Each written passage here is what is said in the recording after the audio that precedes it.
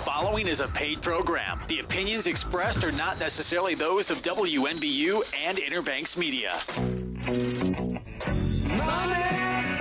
Welcome to All Things Money with David Blaine, a thoughtful and revealing discussion of actionable ideas and effective strategies to help you through the complex world of investing, taxes, and real estate. Now, with All Things Money, here's David Blaine. I hope none of you out there actually invested in the Facebook IPO, but if you did, we've got a better solution for you. We're going to talk about that and some other things on today's show. Thank you for joining us. I'm your host, David Blaine.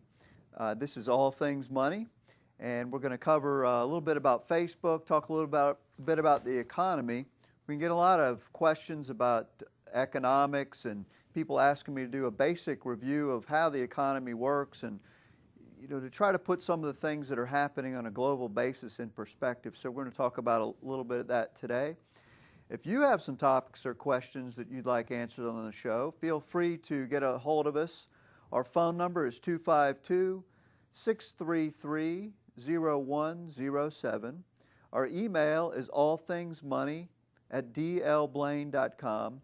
And, of course, you can visit us on the web at dlblaine.com. And there you'll find information about myself, my firm, as well as archived copies of the show, which are great. I know a lot of you listen on 94.1, the radio, driving around, and maybe you get out of your car and go in the store and miss part of the show, or if you're watching on cable TV 10 and you have to go, don't catch all the show, well, go on over to our website, dlblaine.com, and you can find the archives of the copy of the show there.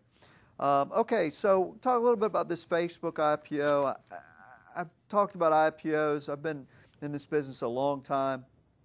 Back in the 90s, of course, the IPOs were hot. Anything with a .com on the end was a big thing, and people were clamoring, climbing all over each other to get in on these IPOs.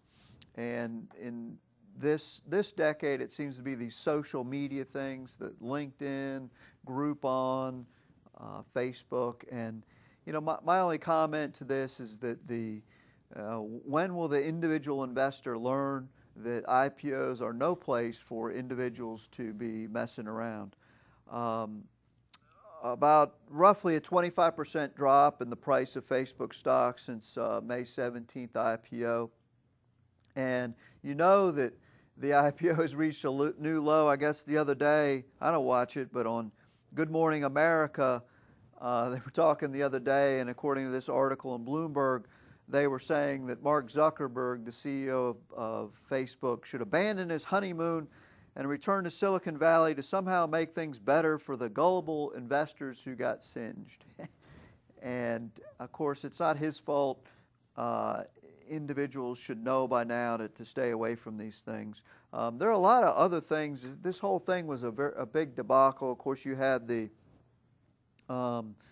failure to disclose the declining ad revenue. Of course, about 10 days before the IPO, or a few days, GM announced they were pulling all their ads off of Facebook. I mean, anybody, that was public knowledge, it was open knowledge, anybody that saw that should have realized that could have some meaning. But anyway, so declining revenues, or that NASDAQ botched the execution of trades, or that some underwriters passed, the quiet guidance to their big institutional investors without letting everybody know. And then, of course, the technical trading glitches that happened on that day. And, of course, Morgan Stanley, the lead underwriter, sort of botched the whole process.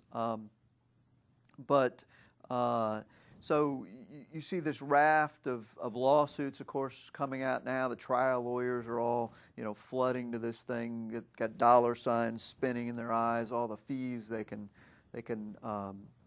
generate off this thing. Which, by the way, there's a great article. I didn't bring it in today, but just Google Madoff lawyer fees, and you'll see. I think the lawyer for the plaintiff trying to recover money from Bernie Madoff's estate and Ponzi scheme, his law firm is set to make $1 billion out of that deal. That's right.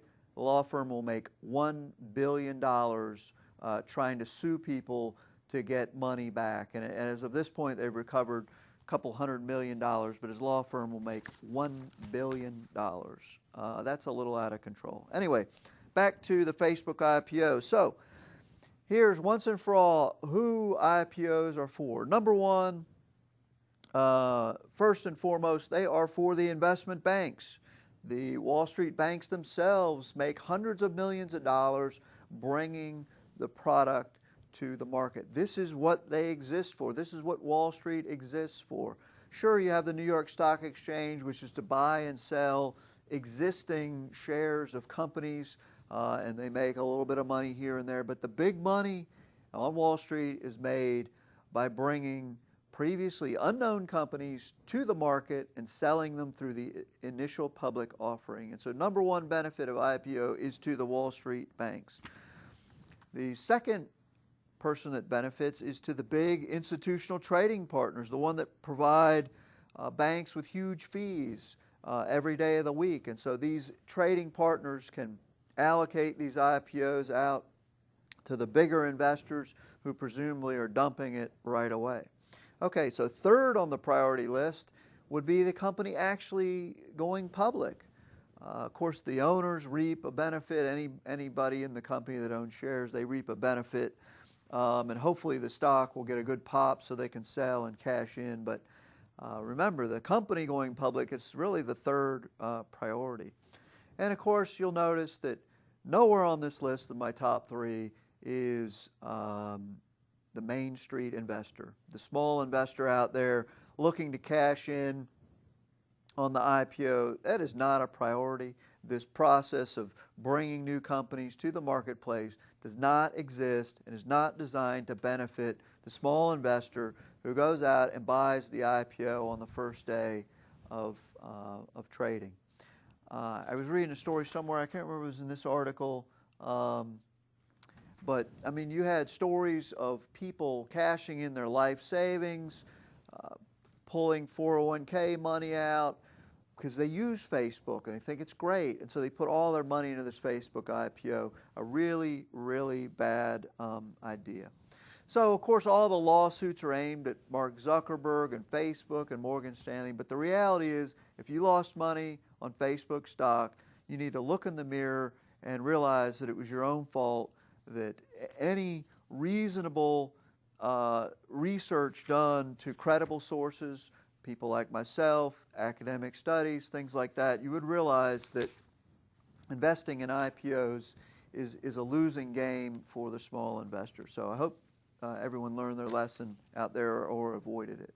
Okay, we're coming up on our first break. When we come back, we're going to start I'm going to go into some basic economic things. We're going to talk about how the economy works. I'm going to try to boil it down to simple, not take you back to college and macro and microeconomics, but try to keep it simple so that you can get a perspective for what's going on today, both here in the U.S. as well as Europe. So for All Things Money, I'm David Blaine, and we'll be right back after a few short messages.